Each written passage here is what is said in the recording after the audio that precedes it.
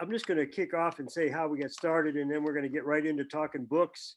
So this idea came up because I've been very focused on the literary scene in Ann Arbor for many, many years, going back to walking by Borders and then going into Borders. And one of the highlights of my life was the first time that I saw my book. It was called Men in Therapy, published in 1990 in the Borders window. And I sat there for a couple days, I think, just staring at that book and couldn't believe that I had actually published a book and that it was good enough to be in Borders window. So that's the start of my literary love of Ann Arbor. It goes back to being a creative writing major in college in the 60s. A few of you, raise your hand if you were in Ann Arbor in the 60s at all. Okay, Dave was in the folk scene. Dave Fischer was. Roger, you were here as a student at that time. Roger Royal. Great. Ken Fischer, you came in the 70s, right? Yeah, could the speakers unmute? I'm going to introduce the speakers in just a second. So in kind of order of when people will be speaking, I forget what I've said, but I'd like to introduce Ari Ari from Zingerman's, Ari Weinzweig. Can you raise your hand, Ari? Say hi. Yes, I can, Rob. I can raise both hands. Okay, and Ari is another one of the, Zingerman's is another one of the sponsors of Leaders Connect and a great supporter of many, many things in the community. And I'll make this pitch a couple times, but Zingerman's really needs to get our support back right now in terms of anytime that people can order locally, get food locally, food delivered. And maybe, Ari, you could also take a minute and just say, when you get your chance, what are the things that you're doing at Zingerman's to make it easy for people to connect with you and support you, because you've been a great supporter of the community. So we want to give back. Next speaker is Naomi Andre. Naomi, you want to raise your hand? I think and we've met at a couple different places. I think mainly we've hung out at the same table at Morgan in York way back when we could actually sit at a table. And Naomi's at the university. Which school are you in, Naomi? I'm in the LS&A, Literature, Sciences, and Arts. Okay, that's where I got my degree in 1968. So I don't know if it's still valid for 1968, but that's where Absolutely. I did my degree. Good. And she's going to talk about a book that she's written about the Black influence on opera, I think, in the US. Okay. Let's see. I don't want to miss any order here, but Dave Siglin. Dave, you want to raise your hand? Say good morning, Dave. Morning. Dave is, he and his wife were running the Ark for how many years, Dave? I ran it for 40 years. 40 years. And Dave is now focused and written a new book about baseball. And I asked him this question, and you can all wait for the answer, but of his statistics, who is the most important baseball or the highest value? Is that how you're measuring it, Dave? The best player. Okay. During his prime, during their primes. During their prime, the best player during his or her prime, we should say, Dave, because when you didn't exclude women in this, but I don't think there's too many there in the major leagues yet. There are none. There could be, but there are none. There are none. But that could be your next book. Yeah. Well, Frankie Frisch wanted women to play baseball when he was in the 1930s. He predicted they would be in, and they should be. Okay. Well, Dave's going to talk about that, but the question is, who is the most important player in their prime, the best in their prime in since post-war? Pitcher and a fielder. So we'll let you think about those things for baseball fans. John Baldoni. John, you want to raise your hand? John is, like many of these folks online, a longtime friend of mine. We've known each other, John, for a good 30 years, I think. And John is a very prolific author and now has a very successful Facebook Live show, which he interviews people about leadership. I think LinkedIn Live, not Facebook. LinkedIn Live. Sorry, LinkedIn Live. Okay. Thank you for that correction. Ken Fischer. Ken, say hi. Right here. Hi, everybody. Ken, who's been featured this just recently in the Alumni magazine about his work at UMS and about his new book, which he'll be talking about. And then I'm very honored to have Irene Butter, who I have known for many, many years. Irene, could you say hi? Hello. Hi, Irene. And Irene has written a very important book, which she will talk about as we get going here. Let's see, who have I missed? Anybody? Dale Fischer. Dale, we have not met yet, but Dale, good to meet you. And Dale is the aerial photographer that is well known for many of his books, doing aerial photography of mostly Washtenaw County, is it? No, actually, all over everywhere. Everywhere, okay. Washtenaw County just happens to be my final book. I see. Okay, well, no, you can't say your final book, your latest book. How about that? According to my partner, Joanne, it's my final book. She's the designer. We'll talk about that, Joanne, offline. Did I get everybody? I know we're supposed to have several people. All right, well, I'm going to turn it over to, I think I said I'd have maybe Ari start and talk about a few minutes about what you're doing in writing. I know we've read for many, many years Ari's newsletters. And then we had, I said, by the way, I said Dave Fischer, it's Dale Fischer. Let me get that name correct. So Ari went from the newsletter to writing a series of books about the Zingerman leadership methods, and has gotten into philosophy, psychology, marketing, all kinds of interesting topics following his interests, and has become a very prolific writer. Actually, the first writing I remember you doing, Ari, was journaling back in the days, and I don't know if you still do that. I do it every day, Rob. Haven't, but missed maybe 3 days in the last year. I do it every morning for 30 years. Wow, that's fantastic. Do So- you have the same kind of way you write? I mean, you have a little ritual with that, I assume? I do. It's totally free form. I rarely go back and reread it. It's more just to empty my brain.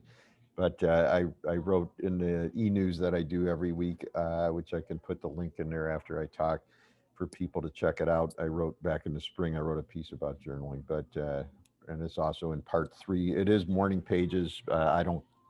I learned about it 25 years before I read Julia Cameron's wonderful book, The Artist's Way, which I would highly recommend. But yes, as I say, I think it's the best investment I've ever made. Pads of paper and pens, but clears my brain. I do the same, Ari. Every morning I have a little notebook that I write in, and if I don't do anything, I write what I call my abundances of the day, and that's what I try to remember every day. That those Yeah. things that I'm grateful for that remind me of what a wonderful world we live in. So, Ari, why don't you talk about your books and where they might be reached and what's the latest? Sure, I'm gonna go quick because we got a lot of good people. But the most recent thing, which is what you had asked me about, is about humility. It's a new pamphlet, just came out a couple months ago. A subject I had really never thought much about until I got asked to speak at a U of M symposium about humility, which I would have said no to because I didn't know anything about it. But the woman who was running it used to work for us, and she's wonderfully kind and generous, and I didn't have the heart to say no. So then I decided I better figure out what I was going to say so I didn't sound like a complete idiot. And out of that work, like almost anything, I'm sure everybody that's on this call today will say the same thing. The more you study, the more interesting it gets. The more interesting it gets, the more you study, and eventually you have enough helpful information to offer. So that just came out, and I didn't really realize when I started the project just how timely it was going to be, because I will say that I would suggest that humility would have changed the course of a lot of things that have played out in the last year on the health front, with racism, with all sorts of challenges that we all face. Going back before that, I wrote a pamphlet about Emma Goldman, who some of the people on the call will know, many people in the world will not, but 110 years ago or so, J. Edgar Hoover called her the most dangerous woman in America. And I think she actually had a lot of lessons that would help all of us to go forward. The pamphlet before that was called The Art of Business, and I wrote about my belief that business and life are like art and music and poetry, and we're going to hear from Naomi about opera. I would bet that fits into the same category, but the more we would approach our lives artistically, the more beauty we bring into the world, the better things are going to go. So, and then of course I have the series of 4 leadership books, obviously part 1, 2, 3, and 4. The 4th is the most recent, obviously, and it's about power of beliefs. and how that impacts our lives. So there's quite a few books, Rob. I'm not going to go through all of them. How can you get them? You can go on zingermanspress.com or zingtrain.com. We do all the design here in town. We print them here in town. We're off the grid. Not a big fan of Amazon. Not saying other people shouldn't use it, but it's not my thing. And then also you can still come in. The deli's open for retail. The Roadhouse, you got drive up. You can have drive up books. You can drive up to the roadshow, call ahead, and we can get the books for you. If you want me to sign stuff, I can do that. We also have them at the coffee company, which is where Rob does a lot of his journaling in the morning, in the normal times. So that's what we're doing. How can people support us? Just, I wrote a piece in the print newsletter, which is at all the businesses, or it's also at zingermanscommunity.com, that references John O'Donohue, the Irish theologian and philosopher, quite a bit about my appreciation for this community. And I feel incredible. If you're going to go through a pandemic, this is as good a place in my mind to go through it, other than the weather, as possible. So that's awesome. The other thing we've been doing a lot of, and then I'll get out of the way, is I've been doing a lot of work with something called the Independent Restaurant Coalition. This started right after the pandemic started. It is just what it sounds like, independent restaurants, so not chains, not franchises. And we have done a lot of good work over the last 10 months, 9 months. The big push over the last 5 months has been to get a bill passed in Congress called the Restaurants Act. It was bipartisan, introduced by Congressman Blumenauer in the House and Senator Wicker in the U.S. Senate. And it passed the House about a month ago, and we have 50 Senate co-sponsors. So we're just trying to get, whatever metaphor you want to use, we're on the 15-yard line trying to get in the end zone. But independent restaurants are closing literally every week all over the country. And this is places that are well known and places that are just small diners in small towns that have anchored the community in whatever town it is for decades. So if people want to go on saverestaurants.com, they could get information on how to support the bill. And this literally would save restaurants. So we'll put that in the Dr. Rob newsletter on Monday too. Where okay, and I'll put the place to sign up for the weekly e-news that I do, which people can get obviously at no charge. And then my Larry, I just email want is to congratulate you on ari@zingermans.com. for starting this second career as a writer. You've done a great job with that, and I enjoy reading your books and reading your newsletters and everything. It's a wonderful contribution. Thank you. Well, thanks, Rob. You've been part of it for a long time. I don't know if I can't remember if I was in that first book or the second book that you wrote, but not with my name. But yeah. First book you wrote, yeah, about letter to your father, I think. Yeah. Mm-hmm. And a letter to your father after he had been deceased for many years, I think. Yeah. Well, thank you, Ari, and we'll have questions for everybody. You can either post those on the chat, or you can. We'll open it up in the second half hour for people to contribute and ask directly. So next, is my pleasure to introduce Naomi A Andre. Naomi is a professor at the University of Michigan LSNA school, and has written a new book that you're going to discuss with us. And Naomi, welcome. Thank you so much. It is just a pleasure to be here. This is my first time, and I want to thank both Rob and Ken Fischer who put this on my radar. So really quickly, I'll say that my book, I wrote this book, and as an academic, I thought I was totally breaking all the rules by including some of my own experience and my own voice and my own vantage points. I'm a musicologist, and I focus on 19th century Italian opera. But I decided in this book to focus on operas, what I saw and what I wasn't seeing in the opera house. And if you haven't been to the opera, or I mean, none of us are now, it's really sad, though a lot of companies are doing incredible things online. A couple of years ago, I was appointed the Seattle Opera Scholar in Residence. It's sort of a new title. And it wasn't that I moved to Seattle, but I get to go there when we can. 3 times a year and sit in with I do community conversations. I write program essays, blog posts, talk about what's in the front of the house, and then also sit in with the development and outreach and programming. They have a diversity, equity, and inclusion committee. And just how do we think about opera today as it relates to larger issues? So the impetus for my book was what I saw and what I wasn't seeing, or at least one of the major impetus. And I'll show you the cover. And on the cover here, you can see there's a really provocative image, and it's Nolovuisu Impolfo. She's a South African, she goes by Vuvu, and she was to make her Seattle Opera debut this current season, but sadly that's been postponed. But she's here dressed up in the, If you hold it up for just a second, yeah, people would like to see it. Thank you. there. Yeah. So here she is dressed as Mary Stuart. And this was a promotion picture for the Cape Town Opera a couple of years ago. I saw it and I thought, oh my gosh, there's something so provocative. So she's a South African Black singer who's portraying the role of Mary Stuart, or Mary Tudor, Elizabeth I's half-sister, and Donizetti's opera from 1835, Maria Stuarda. And so one thing that's very common in these operas about Elizabeth I and Maria Stuarda is to have this pancake white sort of Tudor style.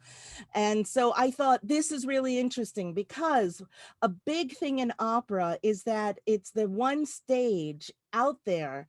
And I'm finding this is pretty much global, whether it's, in South Africa, where opera is a big thing, and I write about that in the book, whether it's here in the United States or in Europe. How there's certain operas where blackface and yellowface are still being used, and nobody was really talking about it.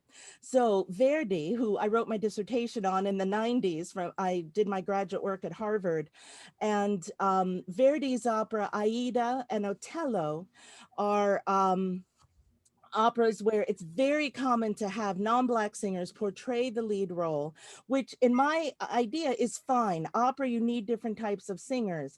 But the fact that people put on this makeup has a really complicated history, as it goes back to minstrelsy and these negative stereotypes with the Sambo and the Jezebel and different things from vaudeville theater.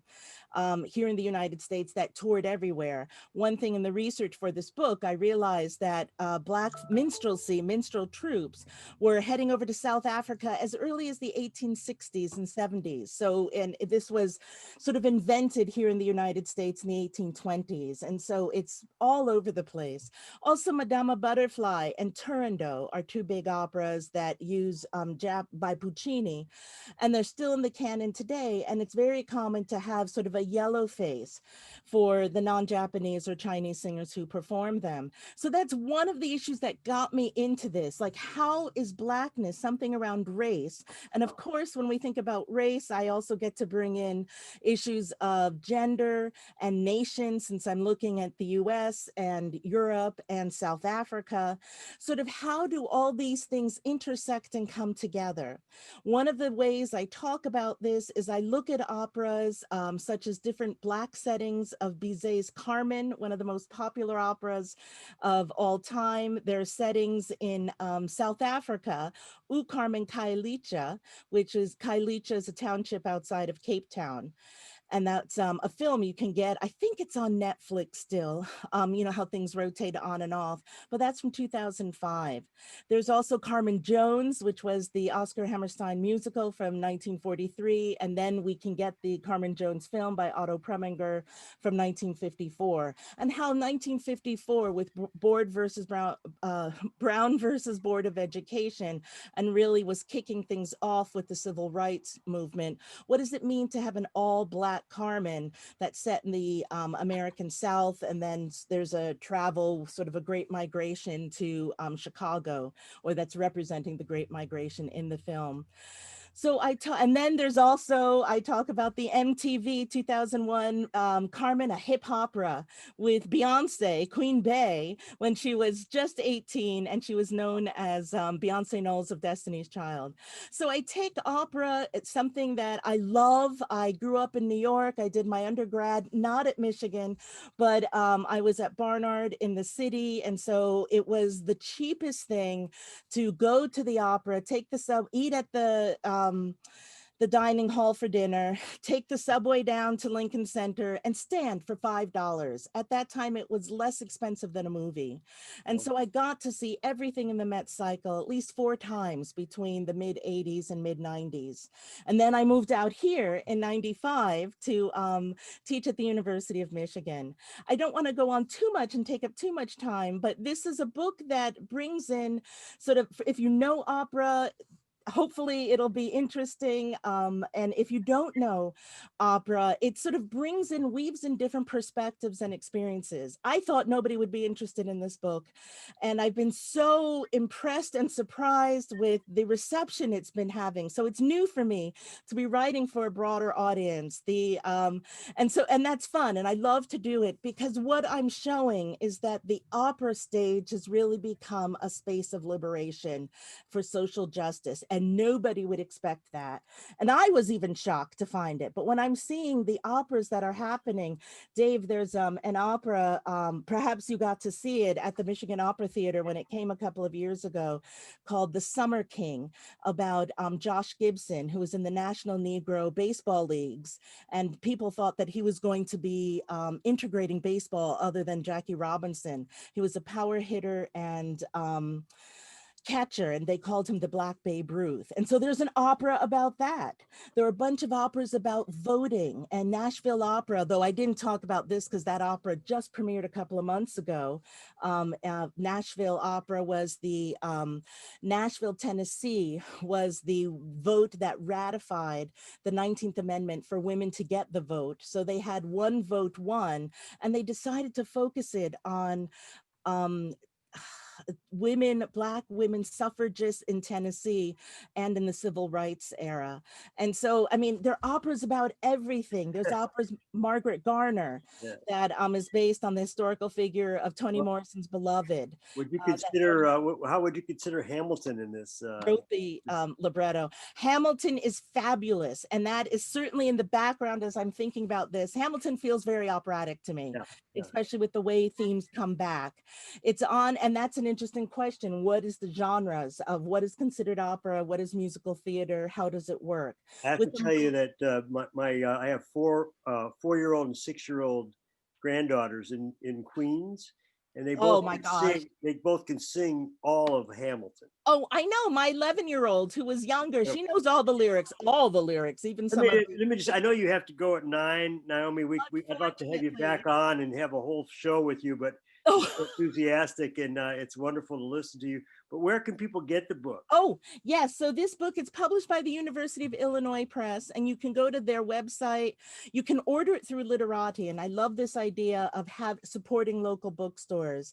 I unfortunately don't have a Zingerman train here to sell it, although I mention Zingerman's in my acknowledgments right near the end where you put your nearest and dearest people, because a lot of this book was written in the coffee house. Love that. But yeah, going on. Is it? I know a lot of people are using Amazon. Is it available through Amazon? Absolutely. Okay. Amazon, any place, just Google Black Opera. Yeah, and I mean, it's one of the things I want to say about using these as holiday gifts. It's easy to send them because you don't have to order, you don't have to wrap them, and I mean, you could just send them directly, and that's a wonderful gift for people, and it's a gift that keeps giving. I just finished a holiday gift I got last night, which is the 3rd book in the Hilary Mantel series about Thomas Cromwell. So it's wonderful. I recommend. But let me thank you again for participating. Oh, thank you so much. I'm sorry I have to run off, but because I'm really losing out. I want to hear about all these interesting. Well, you can watch the Zoom. We'll send out the Zoom on Monday. Thank you so much. So I'm going to a nice segue with Josh Gibson to Dave Siglin. Dave, can you talk about your book about baseball and how you got into this, and also what's it all about? Sure. There's the book. It's Let's show called a close up, Dave. Put it right in the camera. There we go. Great. Oh, baseball's best. Okay. Baseball's Best, comparing over 1,000 players in their primes from 1893 to 2019. And I've always been interested in baseball. My stepfather was Charlie Gehringer's cousin. Wow. We were sort of a baseball family. And when I was running the Arc after shows, I would sit there and mess around. There's this game when I was a kid called All-Star Baseball, and Oh yeah, I played it. well, I converted it from offense to offense and defense and pitching, and I made this board game and with the same concept, using Ethan Allen's concepts of All-Star Baseball, and I took it to Ethan Allen to see what he thought about it and see if he wanted to expand his game, and he said, pitching doesn't make any difference. Okay. And so that was his opinion of my game, and so my daughter and nephews played it for a couple of years, and then it went on the shelf and I forgot about it. And about 15 years ago, I started thinking about it again, and I started running these numbers. So the coronavirus actually gave me the opportunity to sit at home and do nothing except work on this book. So what I did was, every baseball player has a prime, and hitters' primes are about 7 or 8 consecutive years. Pitchers' primes are 7 or 8 consecutive years, and fielders' primes are 5 or 6 consecutive years. And if you're not a good hitter after that prime is over, if you're a great fielder, like Adam Everett was, you're out of baseball. That's it. Because if you're an average fielder who can't hit, you're gone.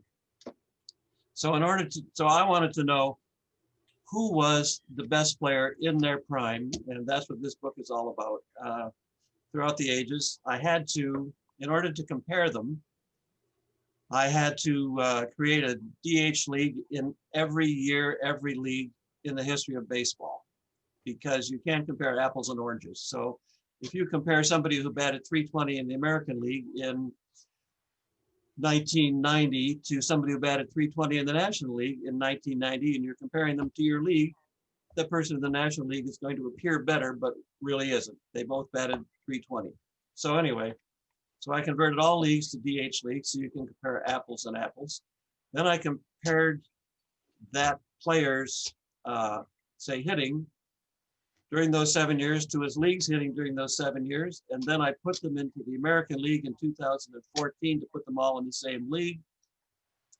And then I had to regress them, which I had to regress all players, pitchers and hitters, based on the talent pool that was available when they played. If you are playing in 1905, for instance, the talent pool was young white males from, say, 18 to 33 in about 1/4 of the country.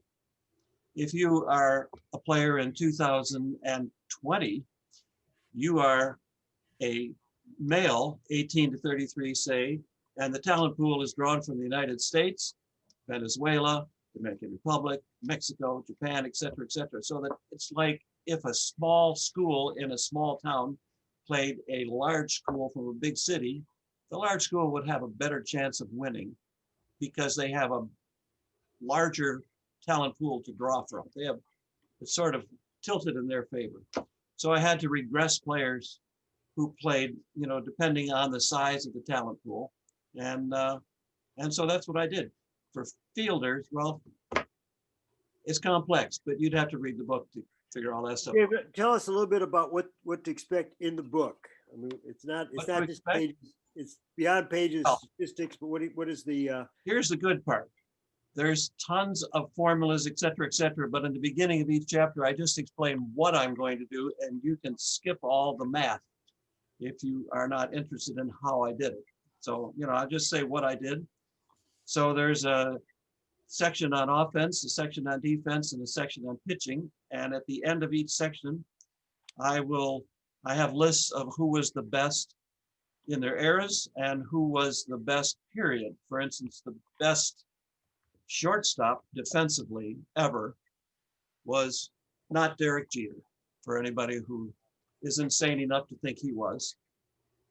It was a fellow named Adam Everett who played in the 1910s And he was so good. I mean, nobody else was comparable. I mean, I would look at him and I would look at the person who was the best ball player ever in his prime. And I'm thinking, that's impossible. And I checked everything I did, all of my regression, etc. No matter what I did, they still came out the best. Adam Everett was a phenomenal fielder and a slightly better than average hitter. And I asked Bill James, who's a baseball writer, why he's not in the Hall of Fame. And James said, I have no idea. He's just was relegated to the dustbins of history, and he was a great, tremendous player. But overall, pitchers, I rated all the pitchers, and pitchers, you can't just rate on how good they were per batter, but also how long they can last in a game and how many innings they can pitch in a season. So that all takes part. Anyway. Come up with the top pitchers from the last 20 years. Well, the best pitcher ever in my book turns out to be Randy Johnson. Wow. And the best player, period, ever, counting fielding, defense. He was a very good defensive player, and he was so good that when he joined Cleveland, they changed their name from the Cleveland Spiders to the Cleveland Naps. This was in the early 1900s, and his name was Napoleon LaJoie. And he was the only reason he's in the Hall of Fame. He was one of the first people elected. That he's not more famous because Ty Cobb was a much more aggressive player. He was. Well, if you don't mind, Dave, I'm going to ask a question that I know Ken Fischer and Rich Sheridan and I are all very interested in. Where does Al Kaline rate? You know, that was one reason I wrote this book. When I was growing up, everybody said, who was the better player, Roberto Clemente or Al Kaline? And of course, we knew it was Al Kaline. But as I found out in my book, the better player was actually Roberto Clemente, and it was very depressing, but what the heck. He had a slightly better arm, and he was a slightly better fielder, and Kaline was a better hitter. All right. Well, that answers. And where can we get the book, Dave? You can get this on Amazon. I publish through Amazon because I have no money, and you don't lose money when you publish through Amazon. So that's how I did it. And you can just Google my name on Amazon, and it'll bring up the book.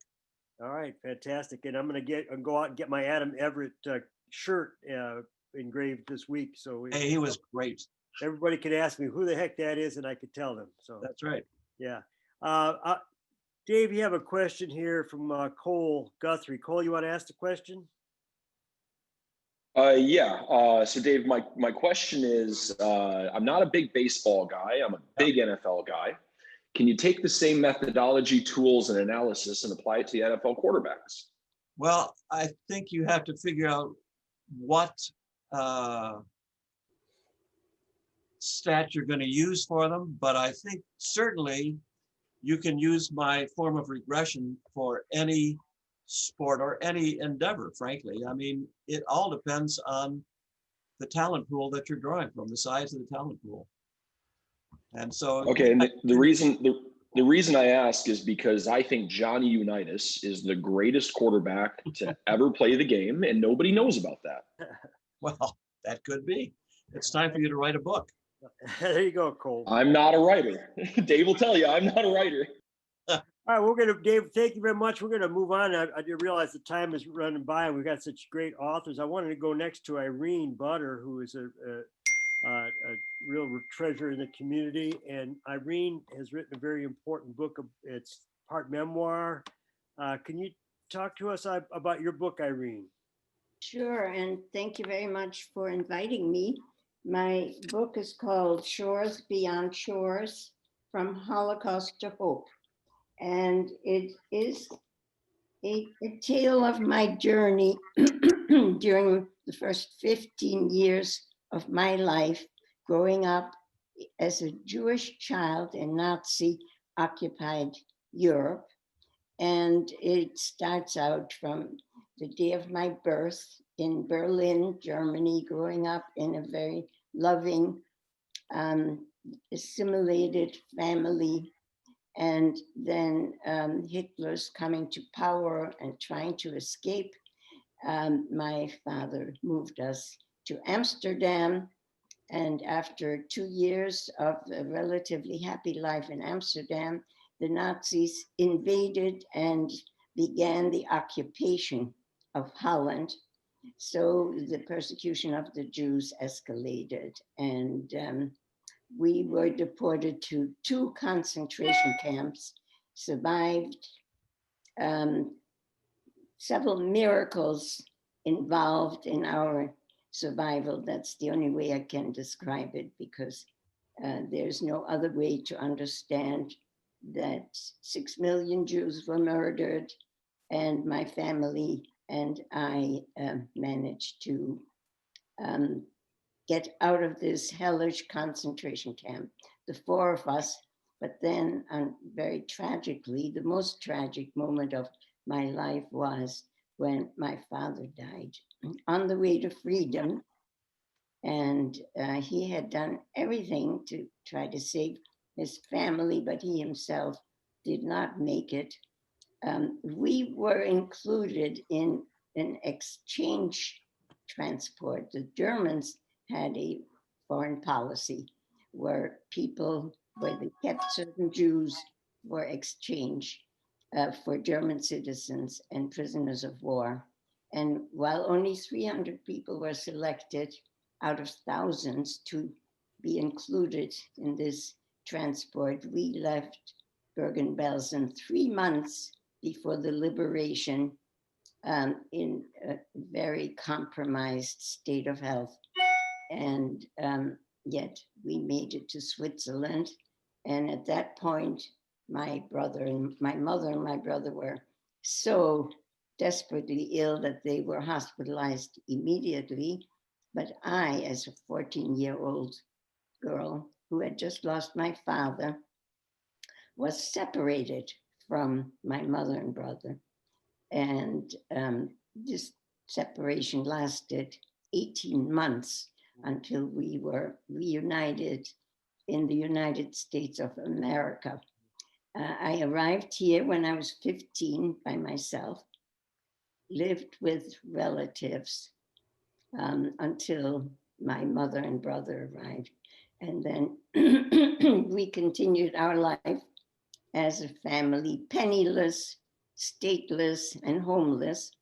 But again, another miracle, we made it. And as a matter of fact, my brother and I both finished high school, college, and graduate education while we were penniless. And I wish that set of opportunities was available for immigrants today, which we all know is not. I met my husband at Duke University, where we got our PhDs at the same time. We have a wonderful family, 2 children, 3 grandchildren, and 2 great-grandchildren, and have lived in Ann Arbor for more than 50 years, both being on the faculty of the University of Michigan until retirement. Now, my book, one of the motivations for my book was that I did not speak for 40 years about what happened during the Holocaust, because when I first arrived, actually the first evening, when my relatives met me at Grand Central Station in New York, took me to their apartment in the Bronx, they said, now you are here, you're finally in America, you have to start a new life and never think or talk about the past. And that became the reality for such a long time.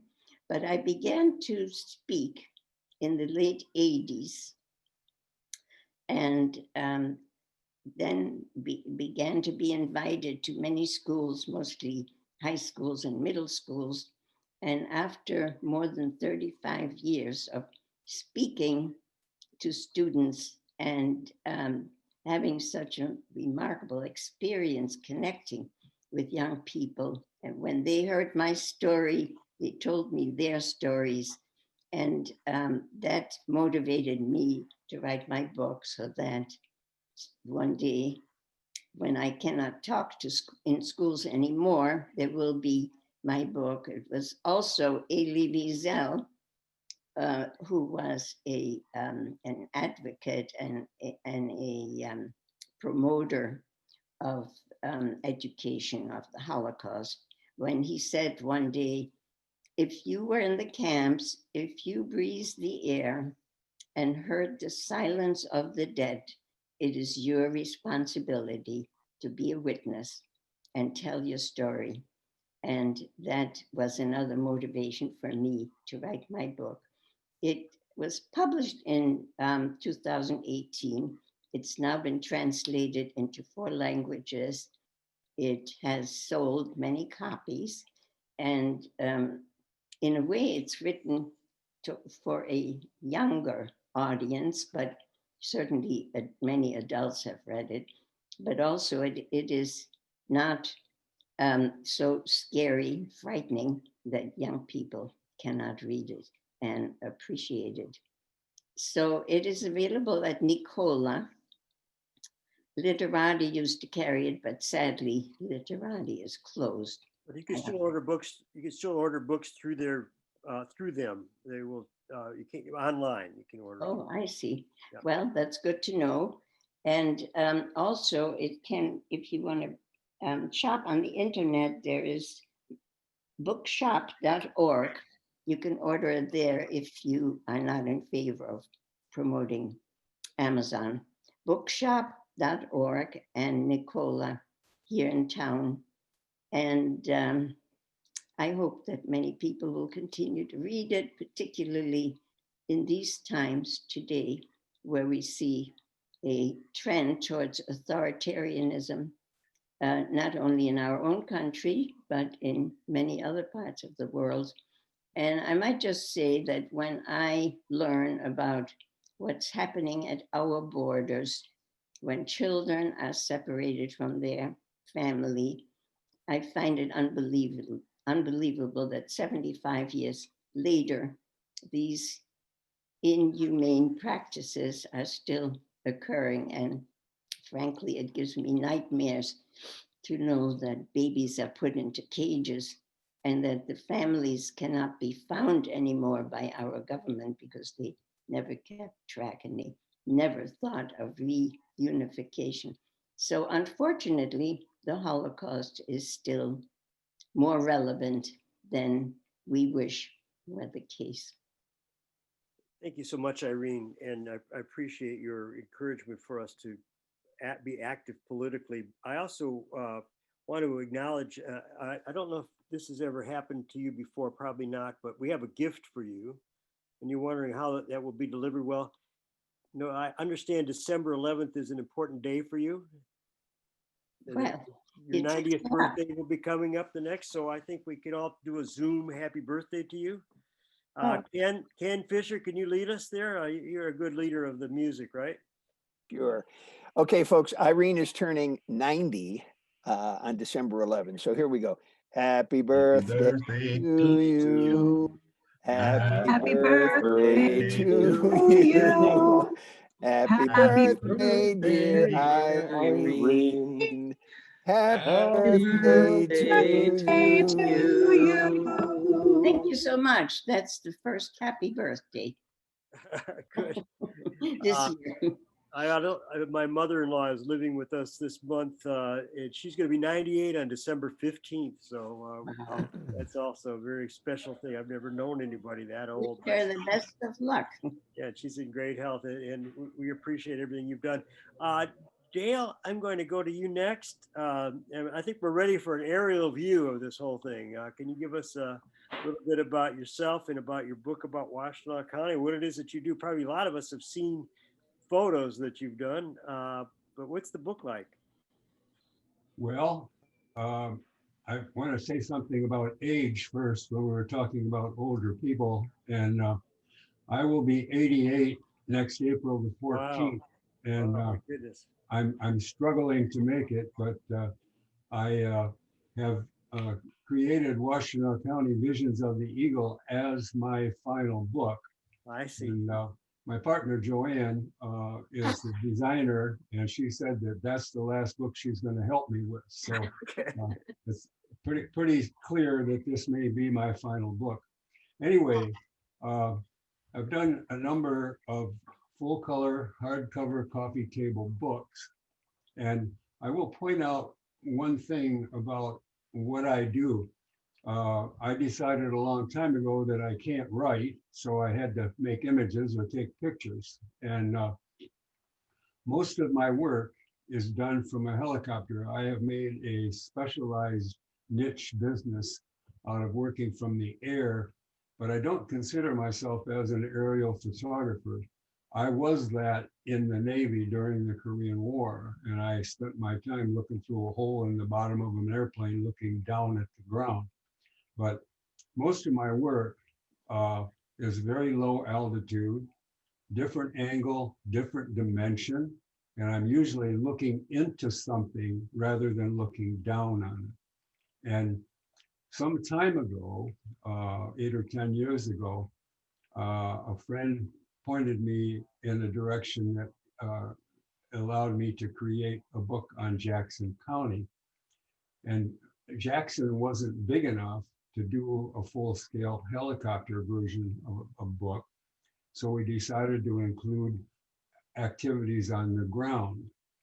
And when the book came out, I viewed it as the most personal book that I had ever done. And I decided, rather than doing another book on Ann Arbor, that I would include Washtenaw County, and I would include things on the ground and more personal. And then in addition to that, my partner Joanne and I were very supportive of the Chad Tuff Foundation. And we decided to create a special dust jacket for the Washtenaw County book that has little Chad's picture on the cover. I can hold a book up if you can see it. This. We'll keep talking. Oh, Little this higher. is, There we go. that's the Chad Tuff cover, and then the. Hold up a little bit longer, Joanne. Oh, sure. This here. We got the chat up there. Keep talking. Yeah, Okay. the Chad Tuff cover actually was supplied to the Chad Tuff Foundation, and they have a limited edition of this book that has been signed by Lloyd Carr, and that's just an edition of 100 books. It's signed and numbered and has a certificate of authenticity. That book is available only through the Chad Tuff Foundation. Now, the regular version, the cover of the Washtenaw County book, that's a picture of Joanne, not of Joanne, but no, she's not that sunny. Careful now, Dale. Yeah, right. She's getting better too. Anyway, It's one of my photographs. yeah, that's Joanne's photograph. So I have to give her credit or she'll quit on me. Anyway, the Washtenaw County book encompasses all of Ann Arbor, a great deal, and all of the university, a lot of sports, athletics, football, of course. And I will point out that I have been photographing Michigan athletics and specifically football since Benny Oosterbaan was the coach and Fritz Kreisler was the athletic director. Oh my goodness. Wow. So I have been, some people say that I'm a university institution and others think that I should be institutionalized. So, anyway, the Washtenaw County book encompasses Dexter, Chelsea, Manchester, Milan, Siglin, and Ypsilanti. And there are substantial portions of the book dedicated to each of those cities. That's lovely. Then, Where is the book available? it's available through the Emden stores, all 5 of them. It's available through the Observer newspaper. It is available from Nicola Bookstore, and They're available at our website, which is dalefishergalleries.com. And where else are they available, Joanne? Joanne, would you be sure to put, Joanne, would you be sure to put all that on the chat list so we can? I will do that, yes. Yeah. Well, thank you, Dale. That sounds like a wonderful gift to send to people who live in Ann Arbor, or all those people who have moved away and we have longings for Ann Arbor. Many of them are coming back now, which is good, but it sounds like a wonderful book, and we'll have to sit down and chat sometime about Benny Oosterbaum. I don't know too much about him, but that's Well, quite he a was- history.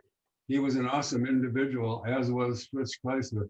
I'd like to mention one other thing, that the cost of putting together a book like this book is 288 pages, hardcover, full color, but it cost approximately $250,000 to put this book together. Wow. And one of the main costs involved is helicopter flying, which is about $15 a minute. So it's a Wow. very expensive book.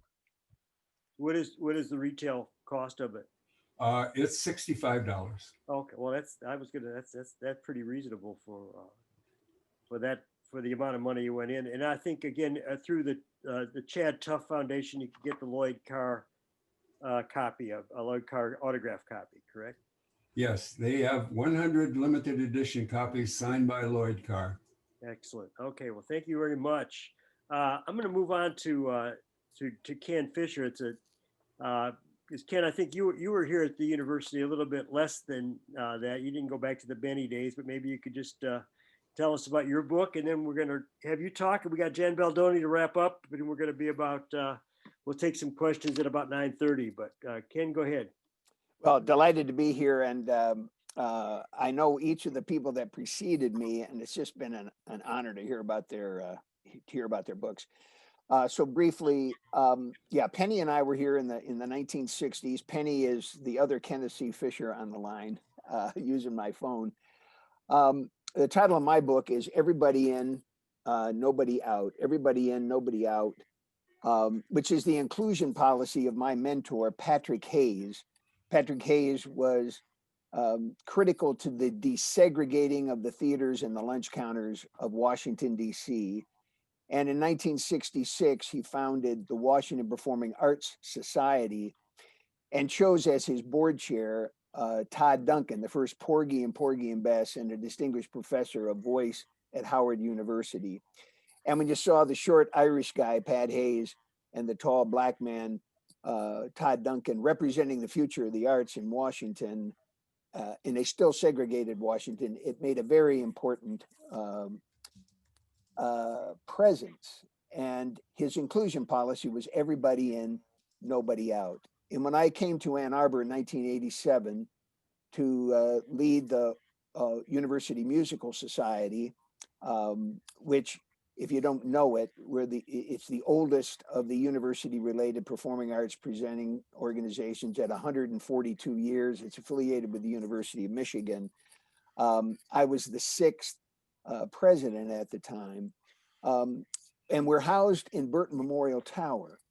And as I started there, I got a feeling that we were really kind of stuck in an ivory tower.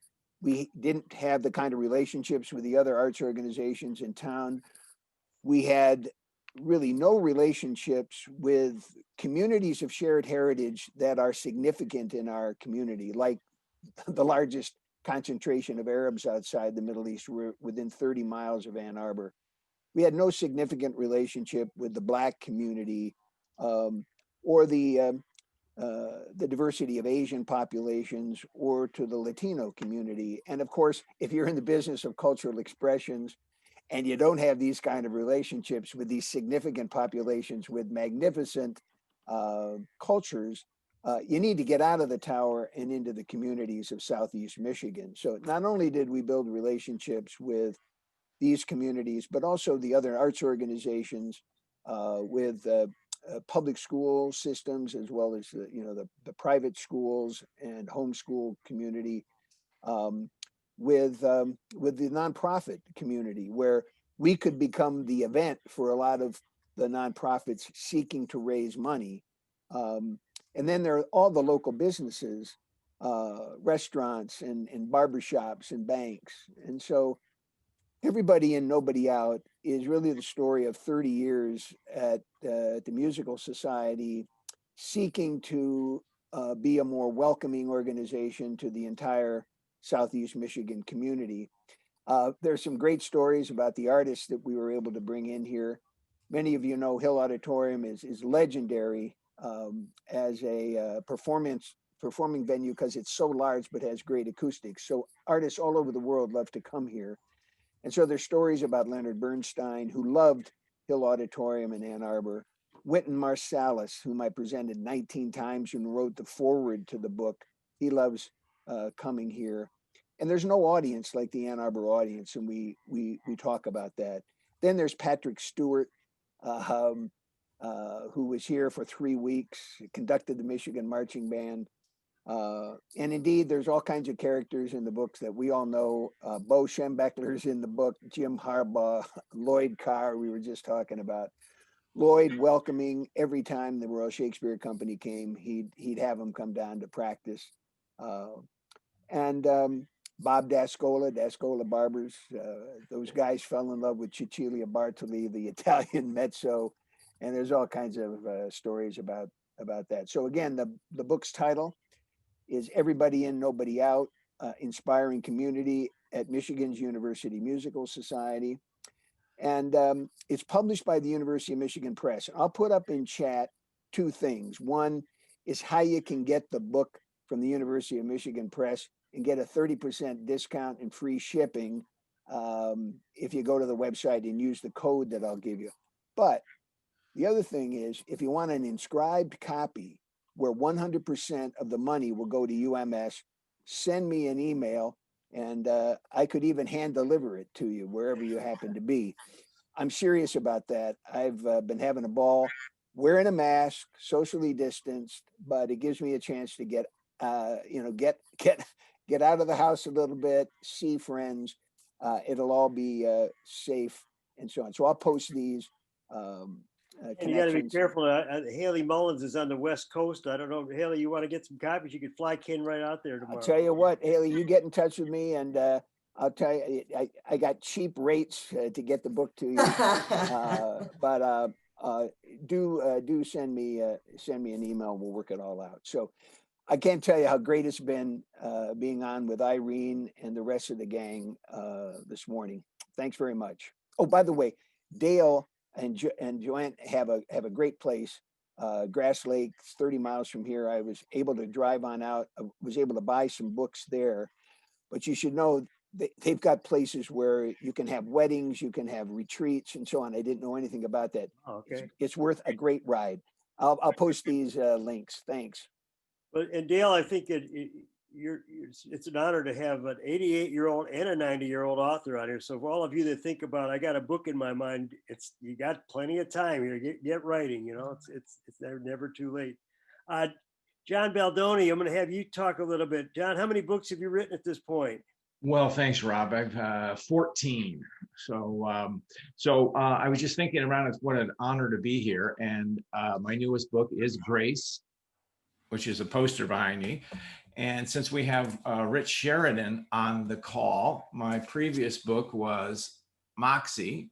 I interviewed Rich for that, and he shared his great stories about building his business and what it is to add joy. And I quote him often.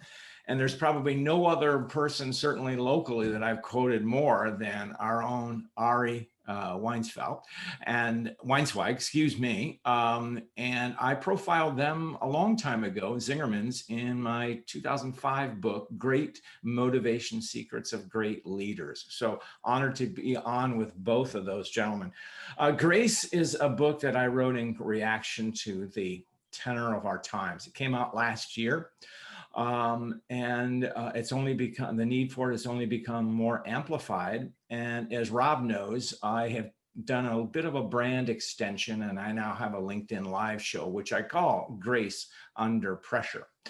And you can get links to that if you go to my website, which is my name. So it's a pleasure to be on here. And I am an Ann Arbor native too, not as many years as Dale, but I was actually born right here in Ann Arbor. So.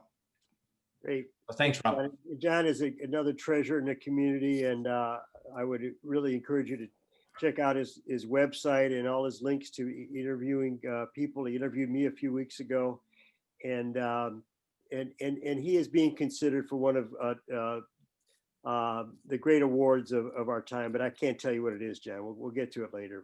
But That's okay, Rob. I love it. it's not a pardon. Let me put it that way. Oh, that's So great. let me open up. We have so many people online, and I just want to open it up for anybody who wants to make a comment or a question. We'll go on another 10 minutes or so for people that can hang on. But let me just open it up and ask anybody to just raise your hand if you want to ask a question. I'll try to handle that. Okay, Ari, go ahead. Got to unmute, Ari. Mute, sorry, the story of 2020, pandemics and racism and unmuting. I was going to ask Irene, but I realized, is Rich supposed to speak? No, he's not. Okay, awesome. I was going to ask Irene, which your book sounds great, and I'm honored to be on here with everybody. Edith Ava Eger's book, The Choice, is another one about her survival of the Holocaust that really inspired me. I just was curious if you had met her at all. Irene, we need you to unmute. You're doing a good job, Ken. You're the appropriate person to remind us to unmute. Too. Unmuted. Ari, what is the question? There's a wonderful book, I thought, by a woman named Edith Ava Eger, E-G-E-R, who also was a Holocaust survivor. She was from Hungary, called The Choice. She's about, obviously, your age, of course, and I found her book wonderful. I'm going to order yours also. I just was curious if you had met her. She went on to become a positive psychologist and also speaks, as you do, in the community. I see. No, I have never heard of her. Is she Okay. local? No, she's in California, I think. California. Well, as you probably know, there are dozens and dozens of Oh, yeah. survivors who have written books in recent decades. Yeah. I've read quite a number of them, but certainly not all of them. Well, I'll put it in the chat here, and then you can, when I you're can bored look for it. later, you can check it Yes. out. You got a comment here which I've never seen before. Fran Glory said that he likes your new hairstyle. It's not actually new. It's just if I mess it up a little more, it'll. Oh, now we're back. Okay, He just doesn't have any hair, so he's focused Francis on it. He's envious. That's what it's all about here. Any other people want to make comments or questions? Dave Siglin Go got ahead, something. Dave. Dave, unmute. Unmute, Dave. Hey, am I still on mute? Yeah, we're going to appoint Ken Fischer as the Duke of Unmute. Your responsibilities in the kingdom here, Dave. Am I okay now? You're good. Okay. I just wanted to make a comment in Kenny's book. He wrote about Winston Marsalis wrote the intro. Just a short thing on Wynton Marsalis. When the art book Wynton Marsalis, in the early 90s or late 80s, and I talked to his manager and he said, well, put in an offer. So I put in an offer, and no manager or agent has ever, I've never heard of this before in my life. The guy comes back to me and he says, the guarantee is too high, lower the guarantee and lower the ticket price. And I said, okay. So I did that, and we booked 2 shows, and he came, and he didn't want to do a sound check, but he said he would. And then he went over to the CCRB, and he and his band disappeared playing basketball, and showed up in time for the show. And he had 1 microphone, and he did these, but his shows sold out in about a half hour when we put tickets on sale. And his agent said, add a 3rd show, a midnight show. So I added a 3rd show, and I thought, well, the people who got the 2nd show are really going to be ticked off, because, so he did 3 shows. And after the show was over, he said to me, he says, we should have done a children's concert too in the afternoon. And then he stuck around for like an hour and a half talking to all the students who had come to the show. And just an amazing person. Thanks, Dave. All Hey, right. Well, I just want to say something to Ari. You know, if the restaurant business ever gets to be too much, you have such a good voice for radio. I'm serious. It's just a terrific. Well, I just did a podcast on humility. I'll put that in the chat too. There you go. you know, Ari, we got your voice, your hairstyle. Can you stand up and maybe do a model of your T-shirts for us? You know. Not to. Yeah, I have a lot of black T-shirts, Ken. Any Dr. other? Rob, I have a question for John. Yeah, go ahead. Yeah, John, when it comes to leadership, I find that there are two types of leaders in the world. There are inspirational leaders that they can walk into a room and they can inspire and they can show vision and passion and grace. And then there are player coach leaders where they can pull up a chair next to you and they can really coach you and guide you and help you do the work and understand the philosophy and thinking. One of the things that I've been seeing, especially in the last 10 years, is the inspirational leaders, and specifically inspirational leaders in technology. They can kind of suck a lot of oxygen out of rooms. And I'm talking about the Elon Musks, the Elizabeth Holmes, the Steve Jobs, and they can kind of be dangerous for society. Is there anybody talking about that openly and discussing that and saying that these are potential problems in our society? Have you read the New York Times for the past 5 years about our current president? Yes, I have, and I am a very, very, very dedicated follower of the Pivot podcast. What you brought up is actually the flip side of it. I would not call Elon Musk a leader. He's a business manager and very successful, and I don't need to knock him. As far as Steve Jobs, it's a different category. I actually met Steve Jobs and actually worked on a project with him many, many years ago. But no, I think when leaders become too full of themselves, but they're, you know, we are what we are. It's knowing what your limitations are and living within it. And when we talk about these transformational leaders, and be careful about it, look at the enablers. And that's the root of often the problem. So. All right. Thanks, Cole. Thanks, John. Thank you. I will chime in to answer that the humility piece is, to John's point, grace is another way to look at it, but is the inverse of that domineering ego. And one way that's come to me to talk about it is when the ego becomes more important than the ecosystem, then you're in trouble. And when the leader's work is to help develop the ecosystem, of which they're a small part, it works well. When the ego is what's dominating, it can do a lot in the short term, but it's not sustainable, which is what we've seen with all these cases.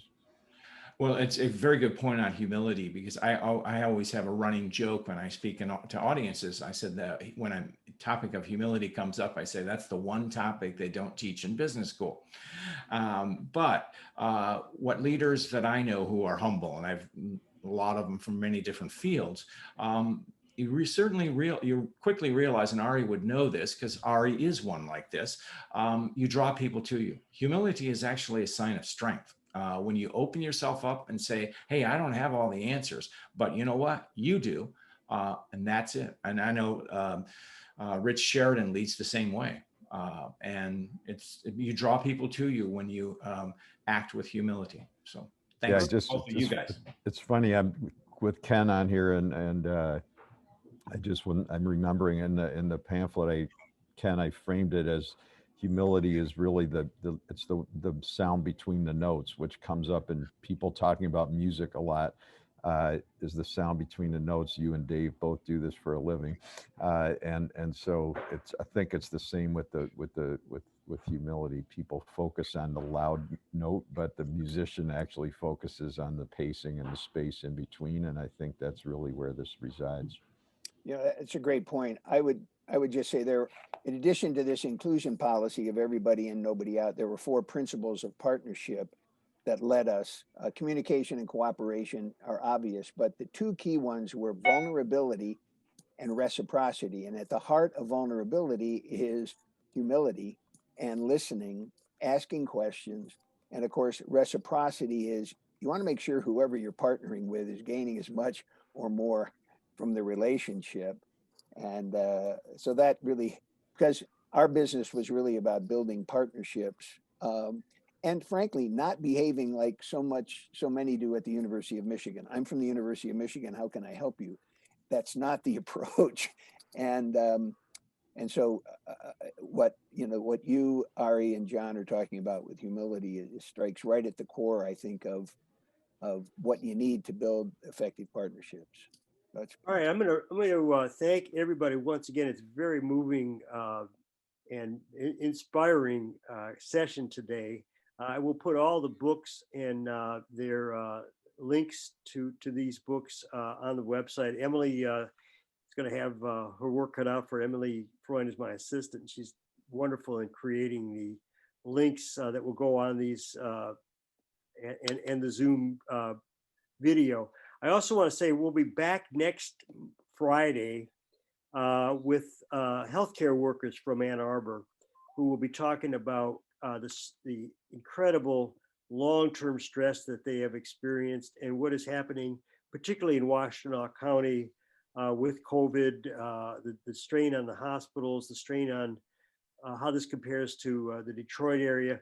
So also, if you have people that I know Sandra's out there, other people from the university system that can suggest healthcare workers that might be good speakers, please let me know, because I'd like to include those. And I just want to wrap up with one thing that Francis Glory mentioned, Ari's new hairstyle. And Francis, we want to say that yours looks good too. So there we go. All right, well, thank you very much for everybody. This is very moving, and please feel free. I also should promote a few of my books. I've got 9 books out there. Many of them are on Amazon and on my website. So if you want books about self-awareness or dogs, men and dogs, they go to those books. Talk to you later. Bye-bye. Thank you. Thank you, Rob. Thank Thanks, you, Rob. everyone. Thanks, everybody. Thank you, Rob. Bye. Bye-bye.